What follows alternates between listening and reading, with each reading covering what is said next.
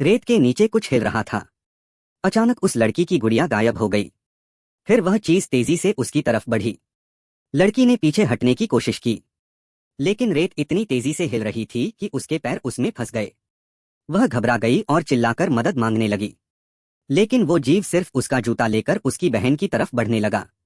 उसकी बहन फटाफट एक चट्टान पर चढ़ गई और वह जीव फिर से छोटी लड़की की तरफ मुड़ा, लेकिन उसकी बहन ने उसे भी चट्टान पर खींच लिया।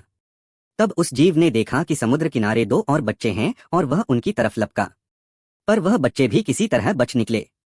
तब जीव को गुस्सा आया और उसने लड़के का बैग रेत के नीचे खींच ले गया, लेकिन थोड़ी देर बाद उसे उगल दिया।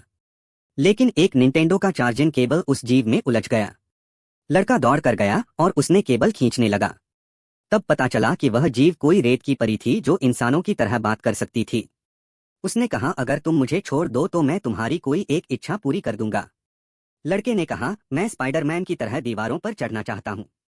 अचानक रेत की परी ने शरीर हवा से भरी और फिर नॉर्मल हो गई। उसने कहा, तुम्हारी इच्छा पूरी हो गई। लड़का सचमुच एक प्रो की तरह पहाड़ पर चढ़ने लगा और अंधेरा होने तक चढ़ता रहा।